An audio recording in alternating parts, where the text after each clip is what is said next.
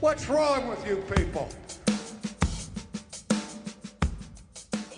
Welcome to Not Another Baptist Podcast. My name is Dr. Matt Hensley, the pastor of Plymouth Park Baptist Church in Irving, Texas, and I'm joined by Dr. Kyle, non-alcoholic beerman, the church planter, for the North American Mission Board. Kyle, it is opening day. Well, it is. People tune into this. It is Good Friday or Silent Saturday, or Easter Sunday. Depends on yesterday was opening day, but as we're recording this.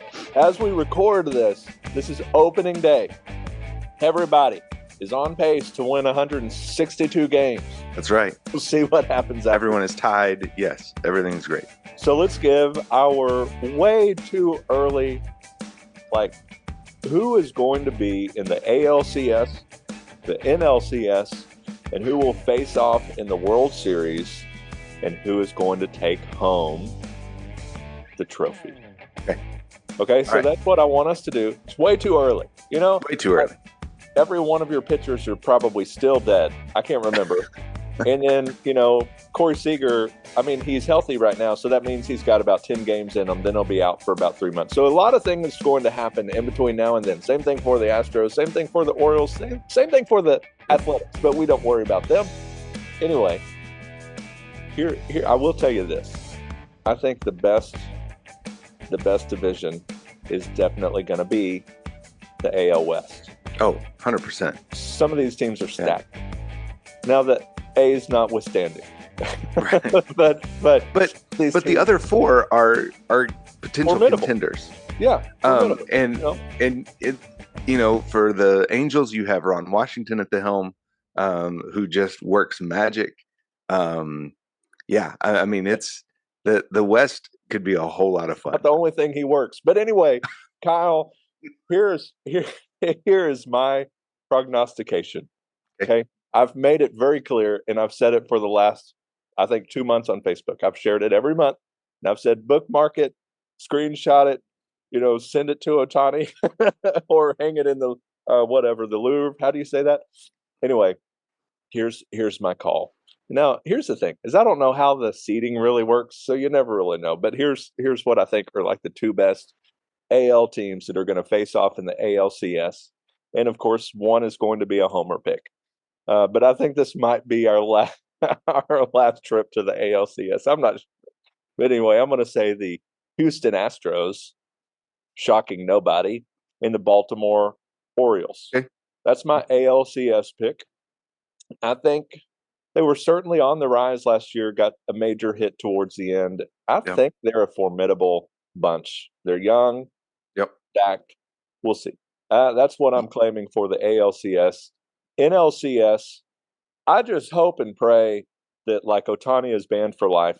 And but no, I'm going to go for the Diamondbacks and the Atlanta Braves. And my call for the Diamondbacks, I was a little leery of. I felt better about that coming out of the World Series, and then they didn't quite do a whole lot. But then one of their holes I was worried about most was the pitching. Then they got Jordan Montgomery, I guess. I guess it's going through. I know it was pending physical or whatever.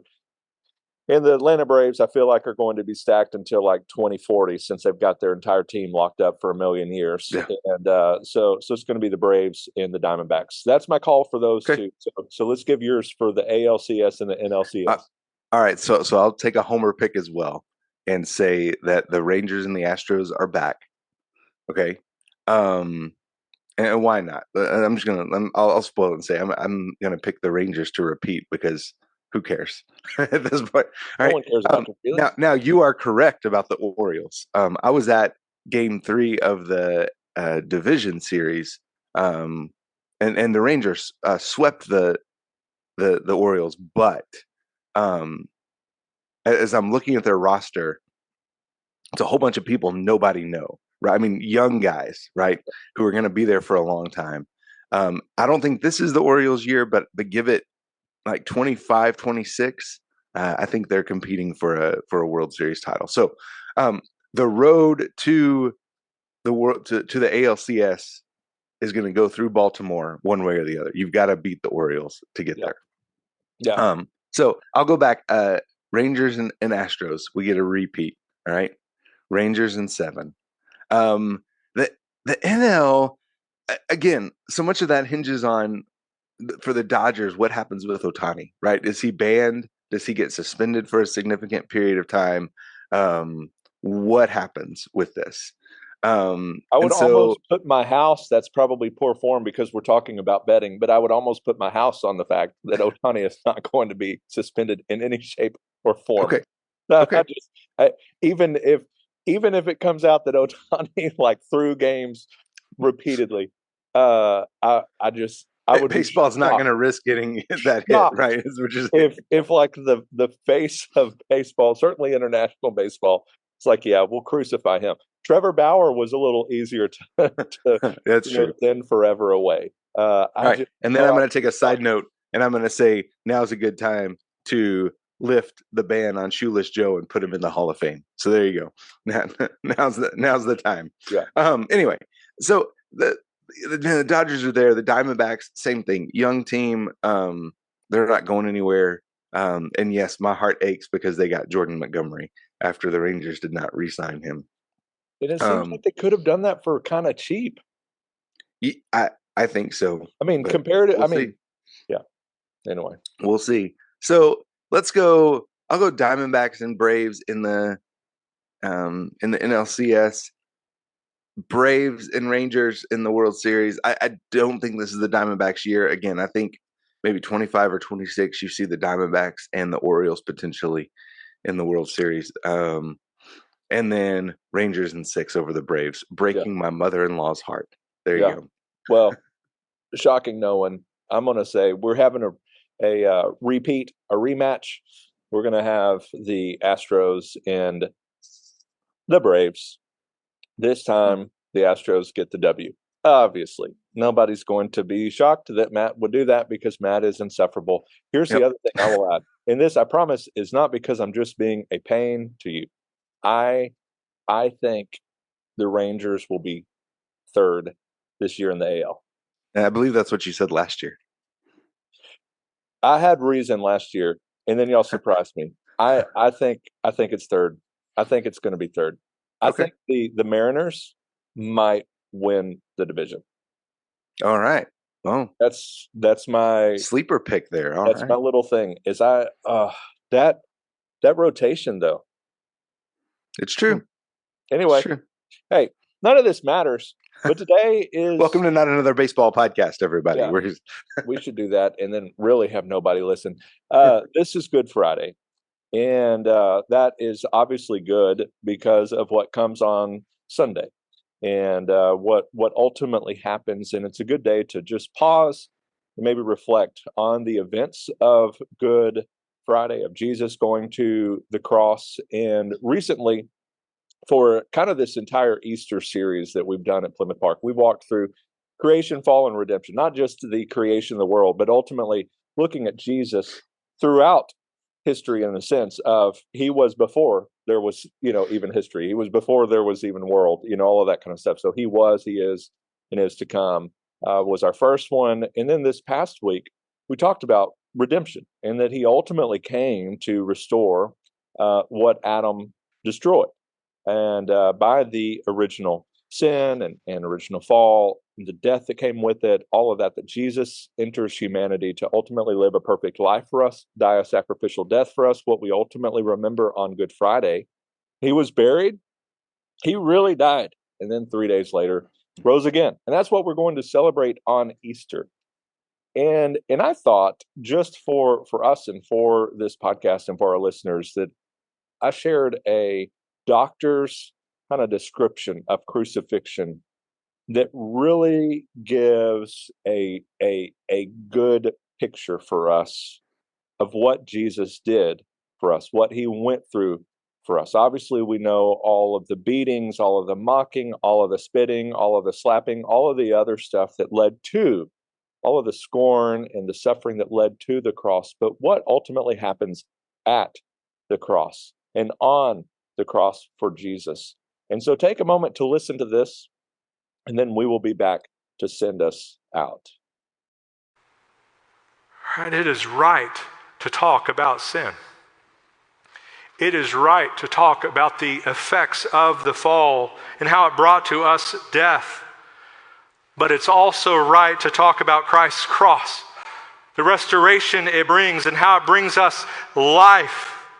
But church, as we prepare to celebrate Easter, we must remember that the cross is not jewelry. It's justification. How? A doctor provides a physical description. The cross is placed on the ground, and an exhausted man is thrown backwards with his shoulders against the wood. The soldiers feel for the depression at the front of his wrist. Then he drives a large nail through the wrist deep into the wood. And he moves to the other side and does it again, being careful not to pull the arms too tightly to allow for some freedom of movement. And the cross is then lifted into place.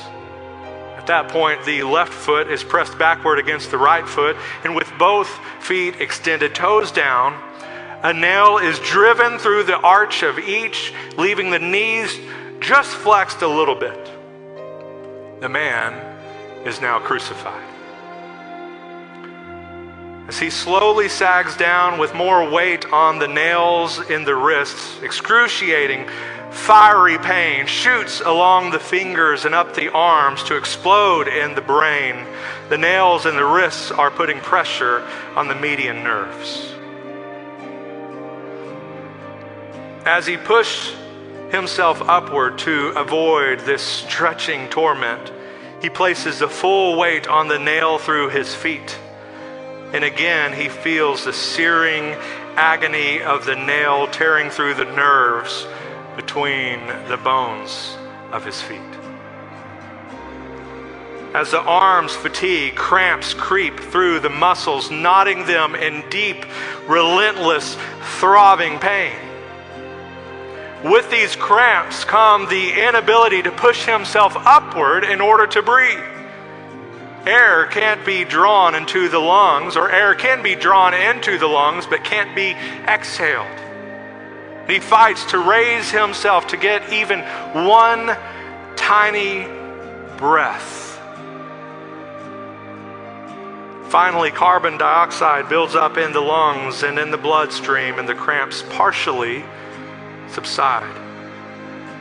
Spasmodically, he can push himself upward to exhale and bring in some of that life-giving oxygen. Hours of limitless pain, cycles of twisting and joint-rending cramps, intermittent partial asphyxiation, searing pain as tissue is torn from his lacerated back as he moves up and down against that rough timber behind him. Then another agony begins, a deep, crushing pain deep in the chest as the area fills with serum and compresses the heart around it. It is now almost over. The loss of tissue fluids has reached a critical level.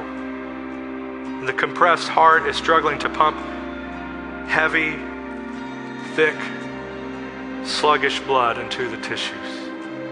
The tortured lungs are making a frantic effort to gasp just the smallest gulps of air.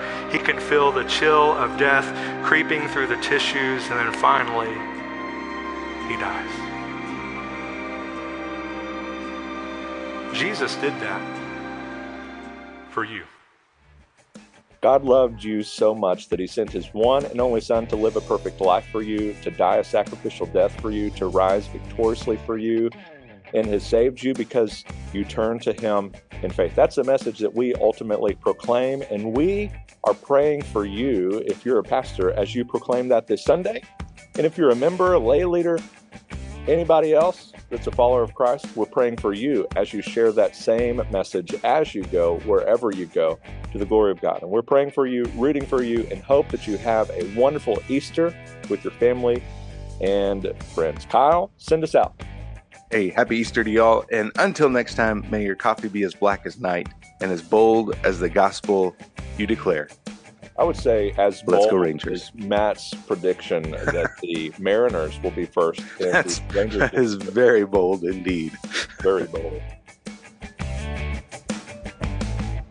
What's wrong with you people?